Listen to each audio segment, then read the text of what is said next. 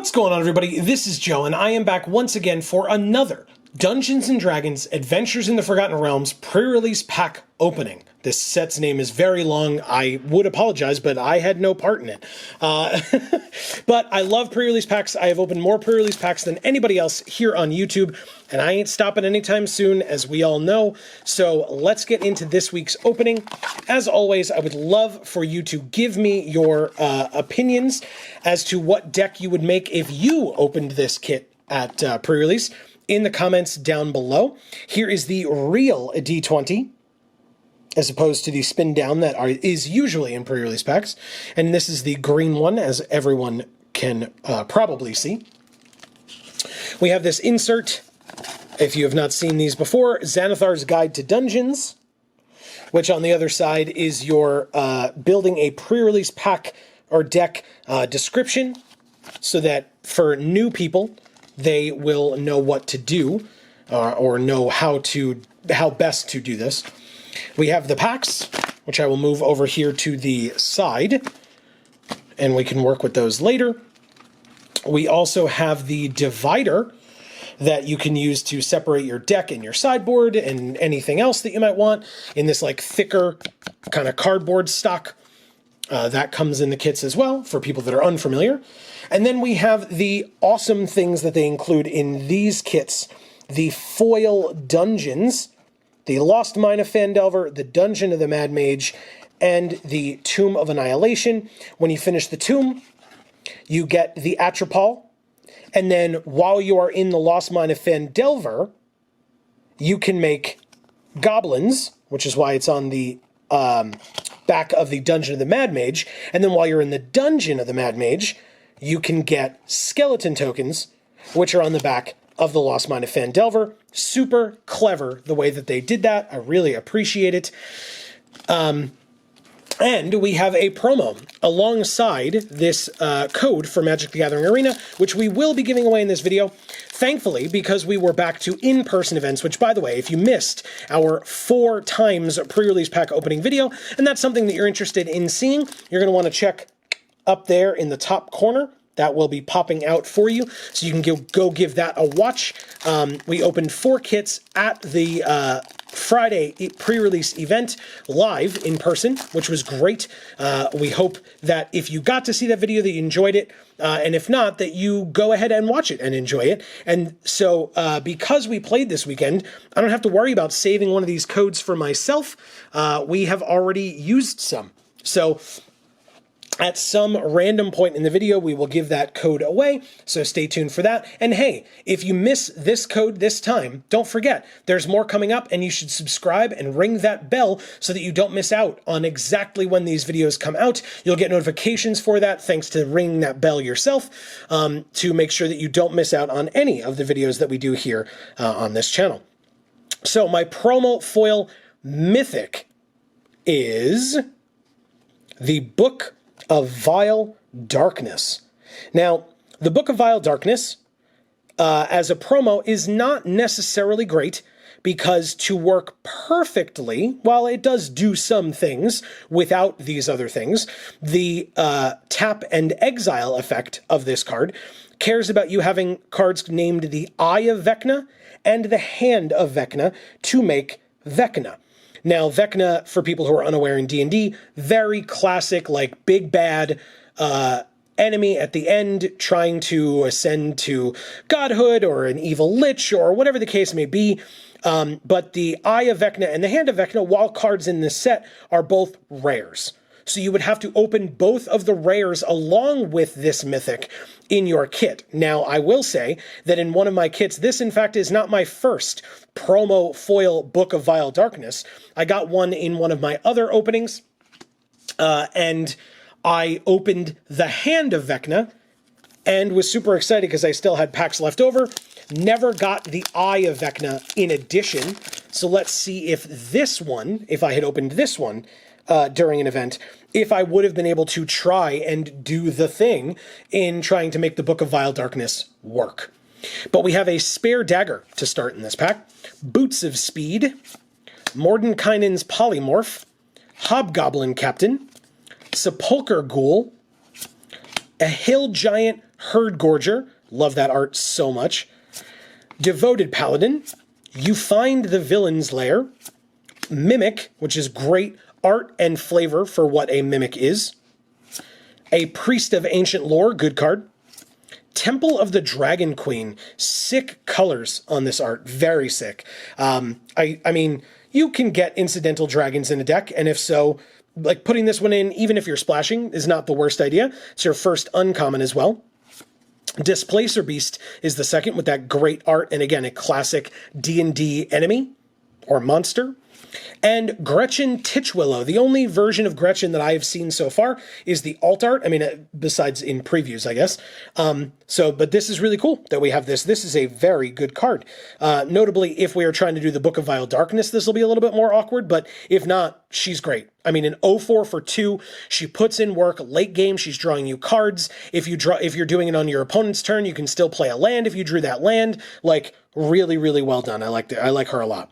And so our rare or mythic is a treasure chest. This card I do not like, kind of at all, because you have to sacrifice it, and it can either be trapped, and so you lose 3 life by paying 7 mana over 2 turns and losing a card, or you could search your library for a card and put it into your hand unless it's an artifact, and you're probably not going to have a ton of like good artifacts. I mean, I guess there's the book, but like really?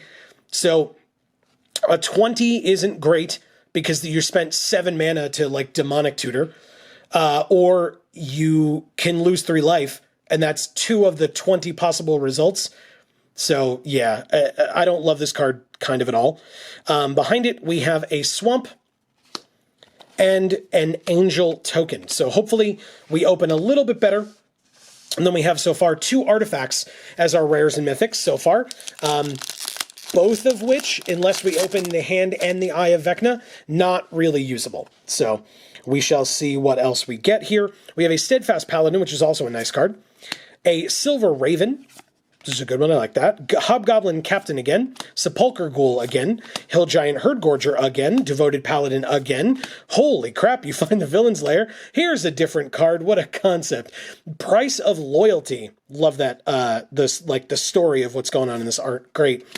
A Manticore. A Knoll Hunter alternate art. Looks really cool.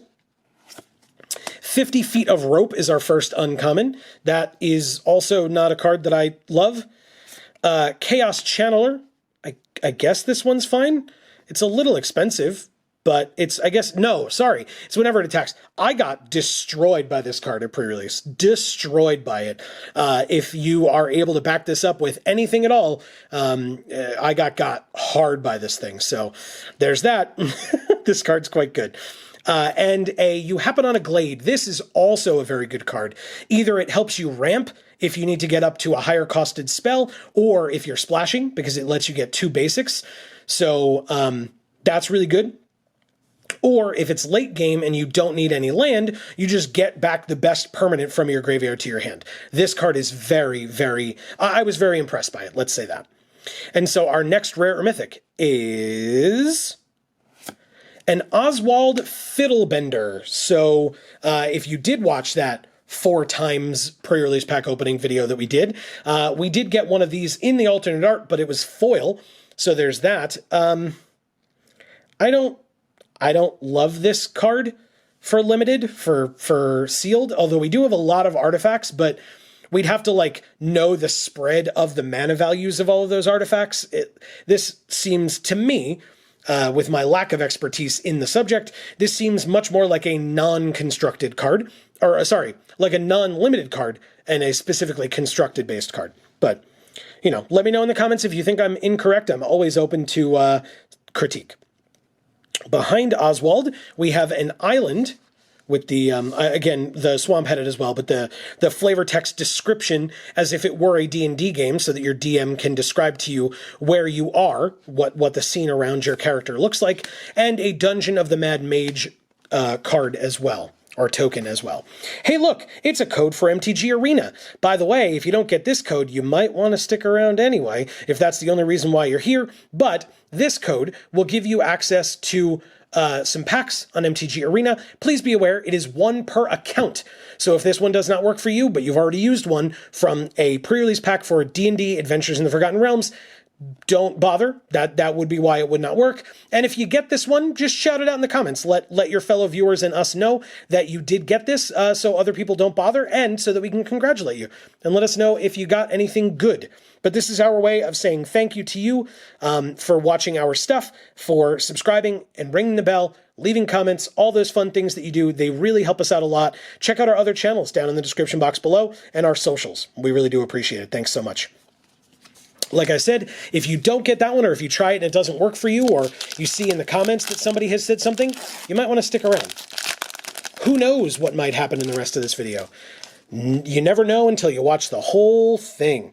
Here is a Plummet, a Shocking Grasp, Plundering Barbarian, Yuan Ti Fangblade, Spoils of the Hunt, a Delver's Torch, a Manticore, a Knoll Hunter Alt Art again. So this is our second Knoll Hunter, second Alt Art Knoll Hunter, mind you. You hear something on Watch. A Goblin Morningstar is our first uncommon. Monk of the Open Hand is the second. And Sudden Insight is the third. Interesting colors on this card. I don't know that I love the ability on it, but the art is intriguing to me.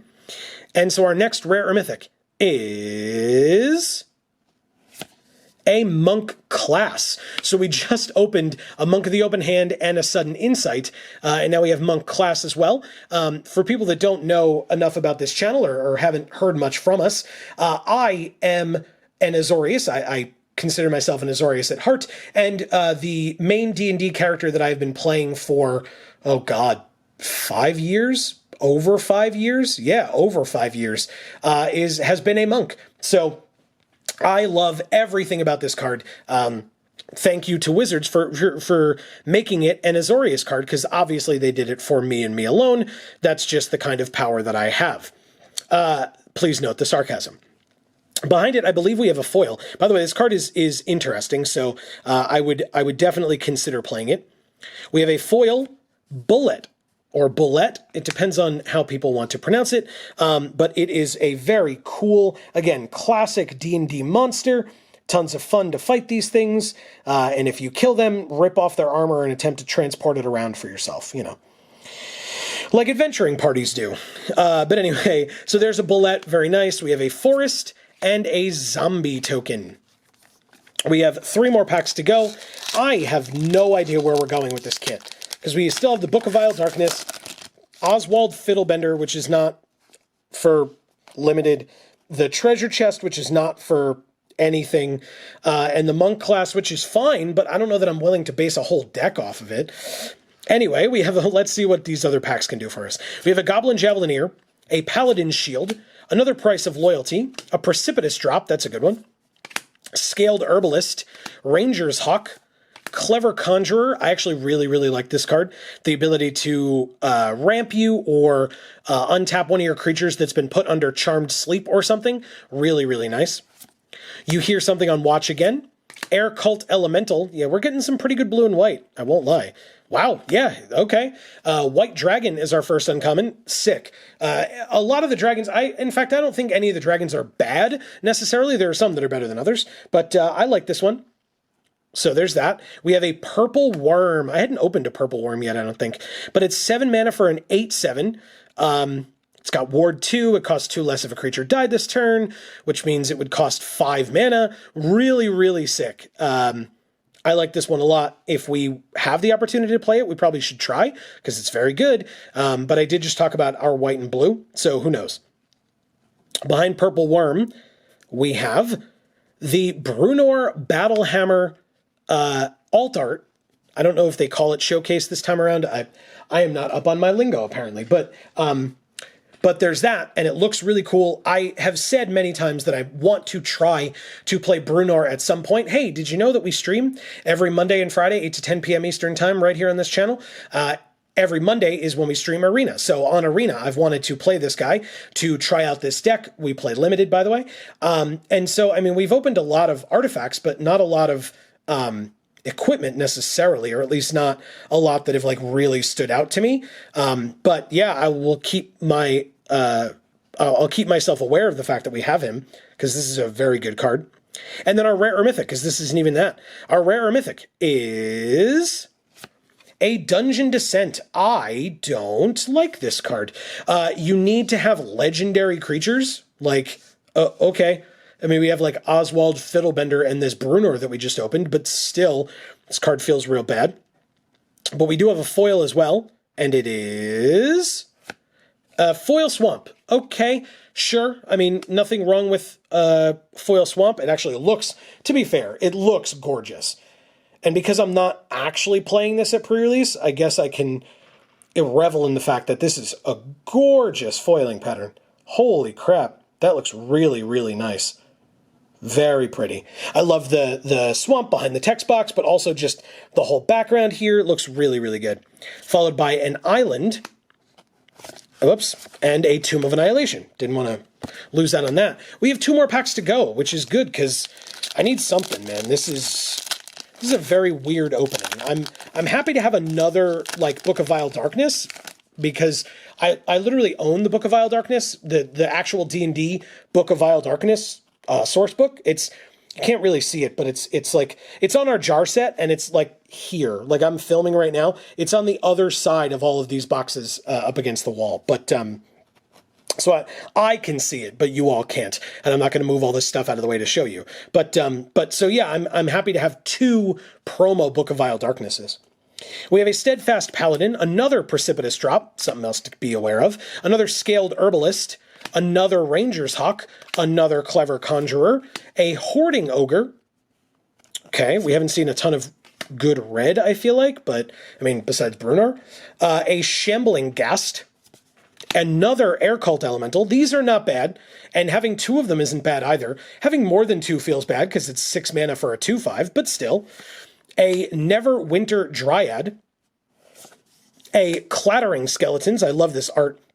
Those skeletons look messed up, and I love the like necromantic magic coming off of them. Looks really, really good. A Dungeon Crawler, speaking of zombies, or skeletons, or undead, or whatever you want to call them. This is our first uncommon.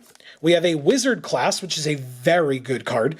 I used this to very good effect multiple times during pre-release weekend. And a Burning Hands, also a very good card.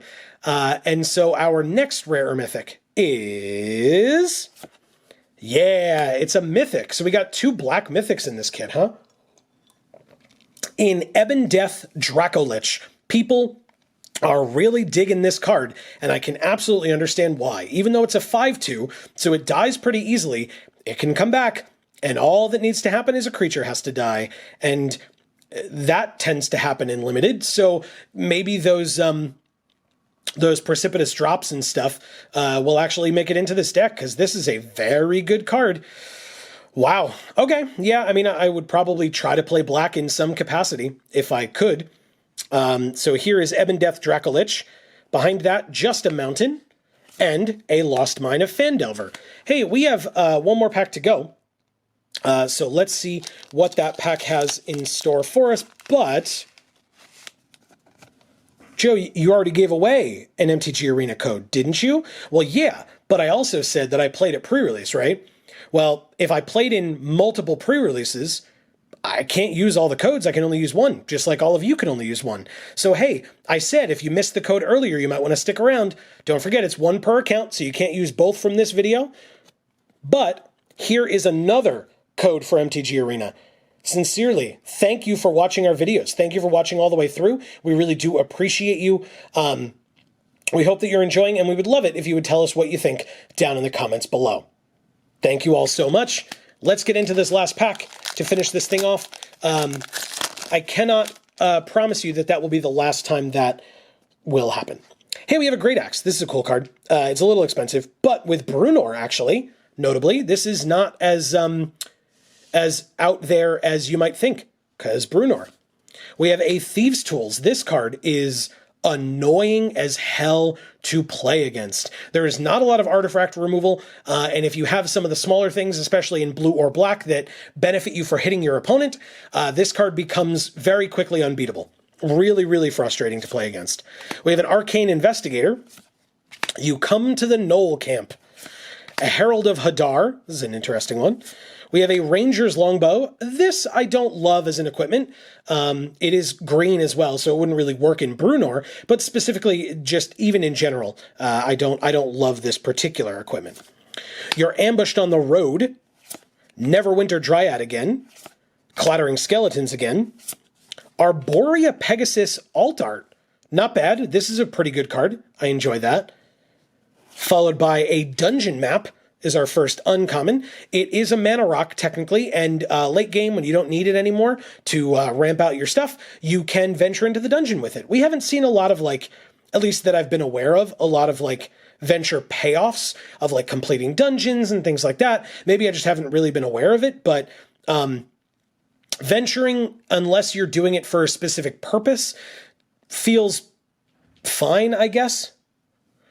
Behind it, we have a Barbarian class. Okay, so we have the Monk class, the Wizard class, and the Barbarian class. Interesting. But with... Okay, yeah, that's really weird. I don't really know what I'm going to do with this deck. I'm a little... would love some help in the comments down below. And we have a Portable Hole as well. It's an artifact, it's a pretty good card. I enjoy that quite a bit. And so our last rare or mythic is... Do you help us out at all? A Skeletal Swarming. That actually does help us out a fair amount. We've opened a lot of fairly good green, and with Ebon Death Dracolich, I feel like... I mean, this card's insane. Insane. There's not a lot of artifact removal. There's also not a lot of enchantment removal. And this card gets out of hand very quickly. So with Ebon Death Dracolich, with this, like, there are some sweet things going on here. Really cool. And it says each skeleton you control, and we had a couple of those skeletal swarmings, so, or not skeletal swarming, the shambling skeletons, right? Or whatever they're called. So that's pretty good. I think that that's what I would do, especially with this open, is that Ebon Death Dracolich, and then just put in our good black and green. I would not play the Book of Vile Darkness. I don't think that makes zombies. Yeah. So I don't think I would do that. But anyway, behind that, we have a Swamp and a Treasure Token. Very pretty Treasure Token. So, hey, it looks like it's the tale of one color in mythic form, at least, for this particular pack. But yeah, that was a pretty nice opening. I would love your thoughts down in the comments below. Would you do the same thing that I did? Would you make a green-black deck with Skeletal Swarming and Ebon Death Dracolich, or would you do something different? Would you try the Bruenor deck that I was talking about? Do you think that I'm a sellout for saying that, not a sellout, but disingenuous when I said I wanted to play a Bruenor deck and then just being, you know, blinded by the Ebon Death and the Skeletal Swarming? I think those cards are incredible and could do some really busted things. But, and especially with making all those skeletons with Skeletal Swarming, like, I don't care if they die, and Ebon Death can come back from them. So, yeah, that's the direction I feel like I would go, but I would love people's opinions down in the comments below, as always. Thank you so much for watching. I do hope you all enjoyed, as I said. In addition to leaving your thoughts in the comments, don't forget to like and share and do all those fun things. Super helpful to us, and we really do appreciate any and all support that you are willing to give. But for now, from us here at the Geek for All family of channels, I have been Joe, and as we always say, in whichever video of ours you watch next, we will see you all next time. Thanks, everybody.